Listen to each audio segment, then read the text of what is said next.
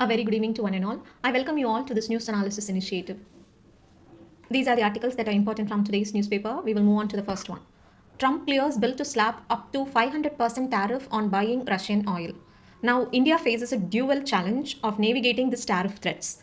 That is the proposed US legislation we have to manage, also while managing our energy security with Russia. This article shows us how now trade is being used as an active diplomatic pressure. And now the US top's priority is to stop Indian imports of Russian oil. And this indicates a transition from the earlier persuasion to the active diplomatic pressure. And now India's ability to balance ties between the West and Russia is under stress. And the US pressure compels our government to re-evaluate its independent decision making in the face of secondary sanctions, that is the 500% tariff penalty. So if you take into the economic repercussions and the energy security concerns because of this 500% R, this will cause inflation risk. Because 500% tariff would drastically increase landed cost of energy, leading to cost push inflation and affecting the manufacturing sector. The second one is the supply chain vulnerability. Russia has become a vital source for India's domestic energy demand, and any disruption without viable price competitive alternatives threatens national energy security. And then third one is the fiscal stability. The shift away from the discounted Russian crude would widen the current account deficit and impact the fiscal headroom available for developmental schemes. Now, we stand at a geopolitical crossroads where economic pragmatism must meet diplomatic necessities. UN body pegs India's growth at 7.2% this fiscal. See, the World Economic Situation and Prospects 2026 report by UN DESA, which is UN Department of Economic and Social Affairs, estimates India's growth at 7.2% for the current fiscal year, identifying that domestic consumption and public investment as the primary anchors against external volatility. And there are key three drivers of India's economic resilience. The first one is the international demand cushion, because there is a robust domestic consumption and sustained public investment. The second one is the supply side strengths, continuous expansion in the manufacturing and services sectors. And the third one is sectoral exemptions, like key export categories such as smartphones and electronics are expected to remain exempt from certain tariff regimes. So this is protecting India's high-tech manufacturing base. However, there are external challenges available like export exposure. India faces significant risk at 18% of its total exports are bound for the United States. And this is making us sensitive to American tariffs. The second one is the growth moderation. During this 2025, growth is pegged at around 7.4%. And the subsequent years, it is showing a slight moderation like 6.6 to 6.8%. So this is showing that potential long-term friction because of the global trade constraints. So what should be our mitigation efforts if you take? Then we have to focus on market diversification, that we have to strengthen our trade ties with Europe and West Asia. The other one is the fiscal and the monetary levers, like ensuring that we have to need proactive tax reforms and monitoring easing. So this will help us provide necessary near-term support to maintain the momentum of 7.2%. See the next article for the day. Center to launch new scheme to aid victims of road accidents soon. See, the Ministry of Road Transport and Highways is set to launch a nationwide cashless treatment scheme providing up to rupees 1.5 lakh for accident victims, operationalizing the golden hour principle to minimize the mortality rate. Now, the key pillars of the proposed scheme are universal coverage. Unlike previous initiatives which are restricted to national highways, this scheme covers road accidents across all geographical terrains within the country. The second one is the Rahavir, which is the Good Samaritan incentive. To encourage the bystander intervention, a cash award of rupees 25,000 is proposed for individuals who transport victims to hospital. And the award is limited to one individual per incident to prevent the misuse. Then the third one is the financial cap and medical scope. A ceiling of rupees 1.5 lakh per victim ensures immediate stabilization and trauma care without upfront out-of-pocket expenditure. See, the rationale behind coming up of this scheme is we have to optimize the golden hour because the first 60 minutes post trauma are critical. And citing an AIM study, the government highlights that timely intervention can reduce road fatalities by approximately 30%. And we also need to focus on mitigating the treatment delays because this cashless facilities eliminate the administrative and financial hurdles at the hospital entry point, and that is frequently leading to the preventable deaths. So what is the funding framework that they are talking about is the first one is the insurance integration. It is primarily drawn from third party insurance premiums paid during vehicle purchases. First thing. The second one is the road safety fund. In cases where the vehicle involved is uninsured, the government utilizes the dedicated road safety fund to cover medical expenses, ensuring no victim is actually denied care. The third one is the regional validation. Successful pilot based programs have been conducted in states like Uttar Pradesh, Punjab, Assam, and Chandigarh, and that has provided the empirical basis for this nationwide rollout. One important thing that we have to know here is this scheme aligns with the constitutional mandate of the right to life, Article 21. See, in this article, forcing women to continue pregnancy violates bodily integrity. This is told by Delhi High Court. What happened is, under this Medical Termination of Pregnancy Act, this act does not require any pregnant women to get consent from her husband. And that is what High Court has told, that it is not necessary to get a consent from the husband, and if it is required so, then it is violating the bodily integrity of the pregnant women. See, just know this scam details, that's it. That is scam of rupees 2000 crore in meal scheme detected in Rajasthan. You have to just know this, that's it, okay, nothing much. Okay, the next article, women almost disconnected. See, the other day we look into this article where the caste panchayat in Rajasthan has banned the use of smartphones for certain sections of the society, especially women. Okay, so regarding this whole article was given. See, the caste panchayats, they are acting as extra constitutional authorities and frequently issuing mandates that infringe upon constitutional rights under Article 14, 19, and 21, often targeting women's autonomy under the pretext of moral preservation. The first one is the social cultural drivers behind this digital restrictions. The first one is the preservation of traditional marriage systems. The digital exposure is seen as a threat to the Sata Vata system, that is inter-family sibling exchange marriages. Elders fear online relationships lead to the breakdown of these prefixed arrangements. The second one is the moral policing and virtue signaling. Smartphones are viewed as indicators of bad character for unmarried women, and freedom is often granted only within permissible limits and tied to noble professions like teaching.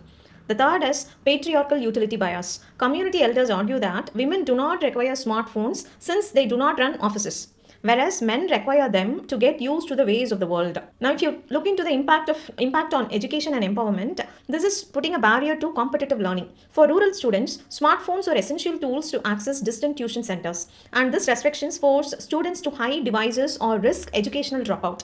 The second is the widening gender gap in ownership. According to India's comprehensive modular survey, only 48.45% of rural women own mobile phones compared to 80.7% of men. The third is educational disparity in youth. The ACER report 2024 indicates that in the 14 to 16 age group, 32.2% of boys own smartphones compared to 26.9% of girls across India. In rural Rajasthan, the gap is wider. In boys, it is 42.7, whereas in girls, it is 34.6. Now, when we look into the institutional and administrative response regarding this whole issue, the Human Rights Intervention, that is the National Human Rights Commission, issued notices to the district magistrate of that district, Jalur district, directing an interrogation into the diktat. The second is the administrative pressure. The local authorities compelled the caste panchayat to retract the order, that is to get back it, following global condemnation and legal scrutiny. Now, when you look into the comparative models, this is given in this article that there are certain prohibitive versus constructive governance. The first one is known as the Digital Detox Initiative.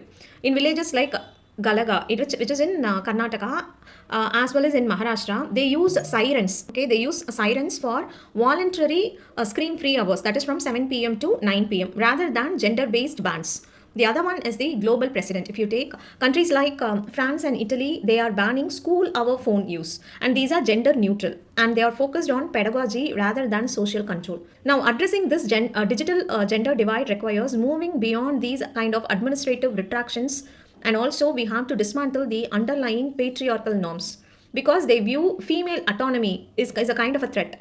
And we have to align these kind of rural governance with constitutional values. See the next article, South Side Story. India's announcement to construct Maitri 2 in Antarctica underscores its growing scientific footprint and strategic interest in the polar regions. Now, the transition from the first permanent base, that is Dakshin Gangotri, to the proposed modern facility marks 4 decades of uninterrupted Indian presence in the world's most hostile environment. So if you take the whole program, that is the India's Antarctic program, this was initiated in 1981 and it is governed by the Indian Antarctic Act 2022. And this aims to explore the continent's impact on global climate, marine biology and geological history to better understand the Indian monsoon system. Now, if you look into the scientific and the strategic significance of Antarctica, the first one is the meteorological linkages. Antarctica acts as a primary driver of weather patterns in the Indian Ocean. Understanding Antarctic atmospheric dynamics is critical for refining Indian monsoon forecasting and predicting extreme weather events. The second one is geological continuity. As a central part of the erstwhile supercontinent, that is the Gondwana land, Antarctica holds the key to India's tectonic history. So, research into rock formations and mineral compositions provides insights into this splintering of land masses like 180 million years ago. The third is biological discoveries. Indian expeditions have been instrumental in identifying over 50% of the known microbes in Antarctica, and this is contributing significantly to global research and biotechnology. However, there are challenges in establishing polar infrastructure like the logistical complexity. The successful construction of the Dakshin Gangotri station within 30 days, which serves as a benchmark in polar logistics. Despite hardware failures such as helicopter crashes and extreme nautical conditions like the roaring 40s. You should be knowing what is this roaring 40s. It is very important. The other one is the environmental constraints. Operations are restricted to a brief 2-month Antarctic summer window. Like frequent blizzards and whiteouts reduce effective working days by nearly 50%.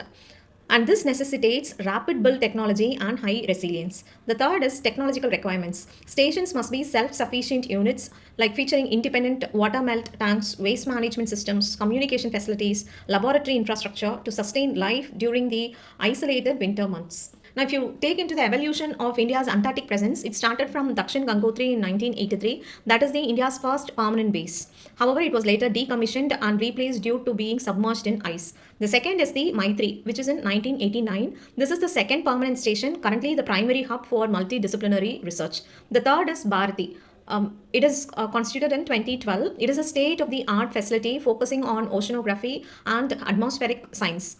And the last one, which is the proposed Maitri 2. This is a modern replacement and expansion intended to scale up India's scientific output and meet contemporary environmental standards.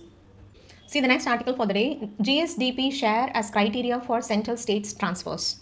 See, fiscal devolution, mandated under Article 280 of the Constitution, involves the transfer of resources from the center to states to correct vertical and horizontal imbalance through the divisible pool of taxes and grants. When you look into the structural challenges to state fiscal autonomy, the first one is the post-GST erosion. Implementation of GST has limited state powers to set tax rates, and this has led to revenue losses from subsequent rate reductions. The second is the exclusionary revenue practices. The increasing central reliance on cesses and surcharges effectively shrinks the divisible pool, as these are not shared with states. The third is expenditure rigidities. The dominance of centrally sponsored schemes imposes uniform spending mandates, which is reducing the flexibility of states to address the local priorities and problems. The fourth is equity efficiency trade-off. Finance commissions have historically over-prioritized income distance and population. This is potentially disincentivizing economically efficient states. Now, if you look into the limitation of the existing revenue contribution, the first is the jurisdiction bias. Direct tax data often reflects the location of corporate headquarters rather than where the actual economic activity or value addition occurs. The second is data fragmentation. The lack of data on interstate transaction and the complexities of multi-state firms that actually hinders accurate tracking of tax collection. The third is PAN-based reporting. See, we are relying on PAN data which fails to capture the geographic nuances of production, especially in manufacturing hubs like Tamil Nadu, but it serves nationwide markets. So what they say is we have to rationalize this gross state domestic product as a devolution for a proxy. Now, the first is statistical robustness. Evidence indicates a high correlation, that is 0.75 for direct taxes and 0.91 for GST between GSDP and revenue generation, making it a reliable performance indicator. The second is neutralizing this headquarter bias. GSDP captures the actual production activity within a state's border, regardless of where the company is registered for tax purposes. The third is balanced redistribution. Incorporating GSDP shares allows the devolution formula to reward tax generating capacity while maintaining necessary redistributive functions. See, there is this crucial data which was given. High recipients versus high contributors. Now, if you take that, if you take Uttar Pradesh, they have received around 15.81% of transfer, but they contributed only 4.6% of tax. If you take Bihar, they have received 8.65%, whereas they contributed only 0.67%. Now, if you take the high contributors, Maharashtra contributed around 40.3%, but they received only 6.64%. Similarly, Karnataka has contributed around 12.65%, but they received only 3.9%. So there is this correlation mismatch. So what this whole article argues is that we have to modernize the Finance Commission's formula by assigning higher weightage to gross state domestic product. And this can bridge the gap between economic contribution and fiscal rewards. And this shift is vital for maintaining the credibility of India's fiscal architecture, and this will also incentivize state level growth and foster balanced, sustainable, and cooperative federalism. See the next article for the day, ISRO and the next big challenge. This article points out that there are various structural bottlenecks in mission execution. The first one is the low launch. Despite projections of 8 launches in 2025, only 5 were executed by the ISRO. And this indicates that high intensity projects like Gaganyaan are consuming a disproportionate share of resources. The second one is resource congestion. The parallel pursuit of human spaceflight, satellite replenishment, and the next generation launch vehicle development has led to project delays and a cascading effect when anomalies occur. The third is infrastructure dependency. Private players still rely heavily on ISRO's test stands and facilities, preventing the system from offloading routine operational tasks at scale. So these are the 3 structural bottlenecks. Now, if you look into the governance and legal ambiguities, the first one is lack of national space law. The current operations lack statutory authority to define the legal obligations. The second is functional overlap. ISRO continues to act as a fallback regulator and technical certifier, and distracting it from the primary mandate of frontier research and advanced capability development. The third is institutional empowerment. For InSpace to function as an effective authorizing body and NSIL, that is New Space India Limited, as a commercial arm, they require legal insulation from administrative changes and clear statutory mandates. Now, if you look into the industrial competitiveness and financial constraints, the first is reusability shift. The next generation launch vehicle project aims for 30-ton low Earth orbit capacity and reusability, which demands advanced manufacturing and higher qualification capacity. However, the current industrial base lacks this. The second is the funding challenges. There is a sharp fall in space sector investment in 2024, and this reflects global headwinds and the difficulty of financing hardware with long gestation periods. The third is technology adoption. Mechanisms like the InSpace Technology Adoption Fund are essential to bridge prototypes with scalable commercial products and reduce the import dependence. So these are the various challenges that ISRO is currently facing. The first is the structural challenges. The second is the governance and legal challenges. And third is the industrial competitiveness and financial constraints. See, regarding this act, government seeks feedback on draft bill to regulate pesticides, promote safe and effective use. See, this proposed Pesticides Management Bill 2025 is a step towards modernizing India's agricultural input regulatory framework. It aims to replace the outdated legislation, that is Insecticides Act 1968, and to address the contemporary challenges in pesticide management.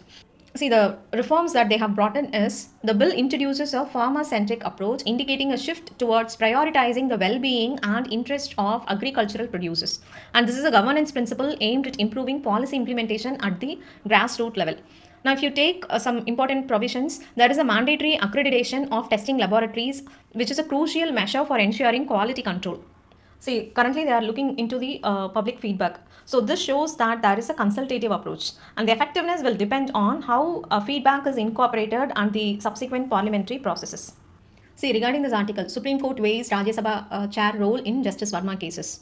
See, the whole issue revolves around whether the Speaker of the Lok Sabha can unilaterally form a judicial inquiry committee to investigate the removal of a judge, or if such a committee must be jointly constituted by both the Lok Sabha Speaker and the Rajya Sabha Chairman, especially when notices of motion are submitted in both houses on the same day. Okay, that is the catch here. So, what does the Act say? If you look into the Judges Enquiry Act 1968, there is a particular provision, that is section 3 clause 2 of the Judges Enquiry Act 1968 outlines the procedure for constituting an enquiry committee. The first provision mandates that if notices of motion for the removal of a judge are given in both houses on the same day, then the enquiry committee must be constituted jointly by the Speaker and the Chairman. Okay, and section 2 clause 2 of the Act states that chairman means the chairman of the Rajya Sabha and not the deputy chairman. So, this whole case highlights the potential ambiguities in parliamentary procedure and the interpretation of statutory provisions related to the removal of judges. Let this whole case come to an end, then we can analyze in detail. Right now, just know into the sections of this Judges Enquiry Act and what should be done when notices of motion for the removal of a judge is given to both the houses on the same day. Just look into those details, it is enough as of now. See the next article, India to scrap curbs on Chinese firms that bid for government contracts. See, the Ministry of Finance is planning to scrap the 2020 restrictions that mandated security clearances and registration for bidders from countries sharing land borders, a measure that primarily impacted Chinese firms' access to India's public procurement market. See, now what caused this policy recalibration is the first is the power sector targets. The restrictions on Chinese equipment have hindered India's objective to expand thermal power capacity to 307 gigawatts over the next decade. That is the first reason. The second is the internal administrative pressure. Multiple government departments have reported shortages and significant project delays due to the absence of competitive Chinese bidders. Now, if you look into the market size impact, the 2020 curbs effectively locked Chinese firms out of a government contract market, estimated at around $700 billion to $750 billion. The fourth is the cost escalation. The exclusion of major players like the state-owned CRRC, which was disqualified from a $216 million train project, has reduced the competitive intensity and also increased the procurement cost for the exchequer. See, look into this Tex ramp scheme, okay, which is textiles focused research, assessment, monetary planning, and startup scheme. Look into this, it is very important. Here, India to continue to work with International Solar Alliance back solar adoption. See, this was recently in news because US had told that it will withdraw from around 66 UN related organizations and including the International Solar Alliance. That's why it was in news. See, this one also important. Trump withdraws US from UNFCCC, key climate treaty. Just look into this. And this data also you can use it while you are writing any geopolitical answer that Russian strikes leave 1 million without water and heat in Ukraine. See, this why awareness about folic acid is the key to prevent spina bifida. See, you must know this folic acid is also known as vitamin B9. See, the spina bifida is a congenital neural tube defect involving the incomplete development of the spinal cord or its coverings. And it is characterized by its high preventability through preconceptional folic acid intake. And this is a fact that was established by the Medical Research Council. And India records over 25,000 cases of spina bifida annually. And this is reflecting a prevalence rate of approximately 4 per 1,000 births. And this condition leads to paralysis ranging from mild lower limb weakness to complete paraplegia, and it necessitates lifelong wheelchair dependence. So what are the solutions and the preventive interventions that we can take is the mandatory food fortification, like looking into common food vehicles like salt and tea for fortification, because they say that B12 fortification can be done and they suggest tea is a viable vehicle for this folate fortification. The second is the national awareness campaigns, implementing large-scale education programs targeting women of reproductive age, showing the necessity of this preconceptional vitamins. And we must also integrate healthcare, like strengthening our primary healthcare systems to ensure early diagnosis and comprehensive support for affected families to prevent stillbirths and under 5 mortality.